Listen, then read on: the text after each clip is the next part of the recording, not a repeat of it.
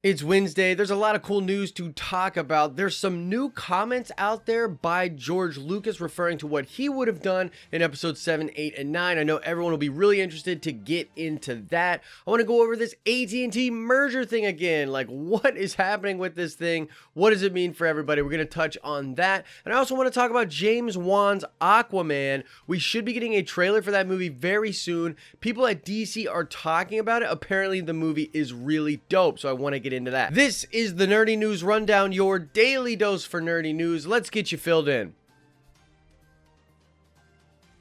What's up, everybody? Welcome back to the show. Tons of fun topics today. Can't wait to get into it. All right, let's get into the first topic of the day. I wanted to touch on the AT&T merger with Time Warner. This was approved yesterday by the government. Now, I went over this in the show yesterday, and then I also dropped a video really late at night about the news when it first broke that the government had indeed said that, yeah, that merger can go through. And so it's really crazy. If you want all of the details and like why exactly it was found to not be antitrust or a monopoly type of case, go check out the video I did last night. It goes in depth. In fact, it goes kind of way too in depth. I was sort of nerding out about the business stuff, and I know that's not really why a lot of people watch this channel. But if you are interested, go check that out. The video I did last night kind of breaks it all down. Today, as I was researching for the show, I was just kind of blown away by how many different properties are now over with AT&T. I mean, this includes HBO, of course. This includes Time Warner. And the thing with the Time Warner situation is that's Harry Potter, that's the Matrix movies, and of course, DC films. So all of that is now under new ownership. Kind of crazy. Overall, it's just an insanely massive shift in the media landscape. And as I said in all of my coverage about this thing, it's going to be very interesting to see where we go from here. Like, what is this signal to other companies? Is it going to be buyout city? What's going to happen? I also heard some interesting points where people were talking about how this is going to change how stuff is developed in general. I mean, right now you have this thing where Warner Brothers can develop a show and then take it out and shop it to other networks. You have this kind of stuff happen all the time, and the lines between production and distribution, you know, they're sort of blurred. And now it's really crazy. All of these companies, they really want the content for themselves. It's all heading into this proprietary state of things. Very interesting. As far as the implications on the Comcast Disney Fox deal, I think that's a really interesting aside to this story. Basically, this actually works more in favor of Comcast because Comcast was going to do this big cash offering to buy the Fox assets. And originally it was sort of thought that, you know, if Comcast, this big media conglomerate, was going to purchase assets from Fox, that might be looked on in a negative light from the government. But now the precedent is set that that's not really a big deal to the Justice Department, so they're sort of free to make that bid, and they might now outbid Disney. So like I said, kind of a crazy story. It's very business related, but it has a lot to do with media and the entertainment that we all enjoy. So I'm really curious, what do people think about that? Let me know in the comments section. All right, let's talk some Aquaman. This, of course, is the James Wan film, the only DC movie to come out this year on the silver screen. It's going to release later in the year.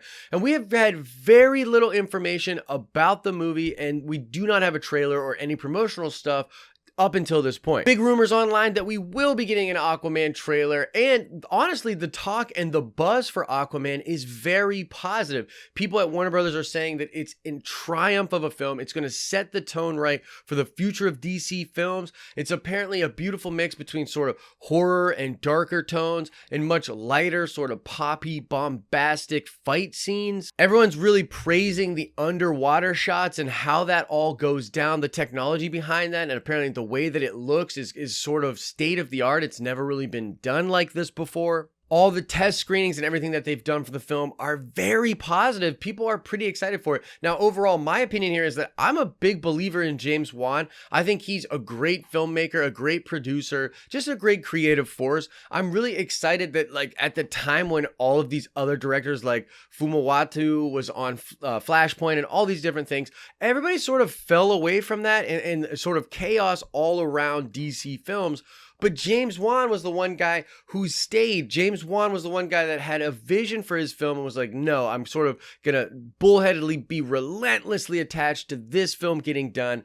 And that's really cool. I'm excited to see the altruistic version of an Aquaman film in cinemas later this year. But that's pretty much the news. Just so everybody knows, the buzz around Aquaman is really, really good. And if this trailer comes out and smashes people in the mouth, this could be very good for the future of this film. I know a lot of people were thinking, oh, well, there's going to be so much pressure on this movie after what happened with Justice League. And I think that that's true to a degree, but just with so much change in front of us and so much uncertainty, I think we just need a good Aquaman movie. So the buzz looks really good and the trailer will be coming out soon. What do you guys think about that? Are you able to get hyped up for this film? Do you disavow DC films until a big change comes? Whatever you're thinking about DC films and Aquaman, let me know in the comment section below. Okay, so let's get into the last topic of the day. You might see this sort of circulating online. Apparently there was some new comments unearthed by George Lucas about what he would have done in episodes 7, 8, and 9.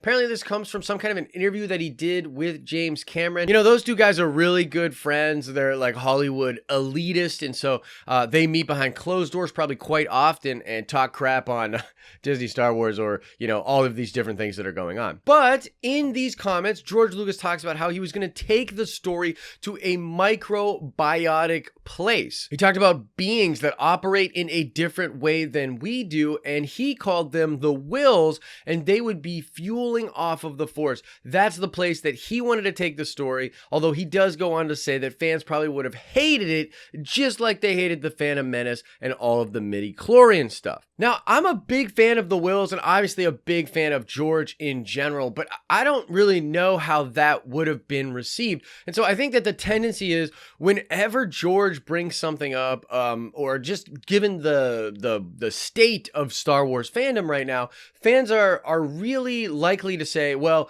you know, this would have been so much better. Oh, I hate what Disney is doing. Think about what George would have done. This would have been so much better. But when I think about these comments, I actually kind of have the opposite of those thoughts. I tend to think that going into a microbiotic place, getting more science fiction over science mythic would have been something that I don't really think Star Wars fans would have really been down for. The Whills are a great idea, and I love the idea of the Whills and these omnipotent force beings and the way they sort of feed off of the cosmic and living force. I think that stuff is great, but I don't know if going that way and trying to sort of wrap up the story of the Force by explaining these beings would have been something that Star Wars fans would have unanimously praised. Now, if you go back in time, there are a lot of things that George has said about this trilogy and about his original treatments. If you don't know, when Disney bought Lucasfilm, George had treatments written up for 7, 8, and 9. He brought them to Disney. They were apparently very focused on a very young group of cast and characters. It all had to do with Vader's grandchildren and what that looked like playing out in the galaxy. And now with these new comments, it really feels like he would have taken this new trilogy into this place where you further understand the Force, but sort of by explaining these biological creatures, the connection between the cosmic living force, midichlorians, and sort of maybe over explaining how all of that works. Yeah, like I don't know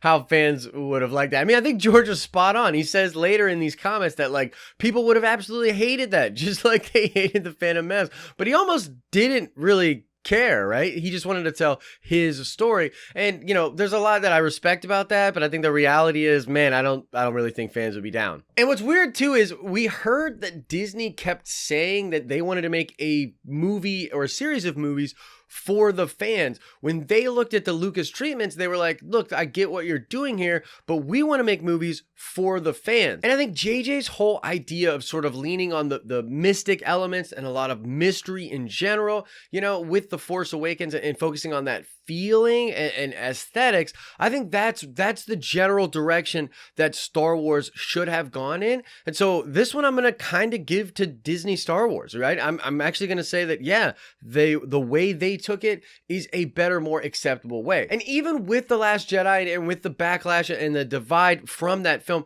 I still feel like we're fine. We're going to get out of this. And, you know, there's different things sort of operating there. But if we would have had this focus on the Whills, this focus on the biology and sort of over explaining of the Force, I think the fandom would have been even more divided, and a lot of people would have just turned their nose up to it, and you would have had kind of prequels 2.0. But yeah, because basically anytime George Lucas opens his mouth and says, this is what I would have done, a whole bunch of media latches onto it. You are probably going to see this regurgitated in other articles and other videos, and for my money, that I've done the best I can to kind of explain what is going on. But I really want to know what you are thinking. How do you feel about this microbiotic world? How do you feel about the Whills being brought in more of a scientific way in the trilogy? What in general do you think? Do you think that they should have stuck with George's ideas, or do you think that going the current way is better, even with some of the divide? Whatever your thoughts are on that and Star Wars in general, let me know in the comment section below. You can click below to watch more dope videos. You can click our icon to subscribe to get all of our future content. As I always say, I hope you are having an awesome and nerdy day, and I'll see you giving you the news tomorrow.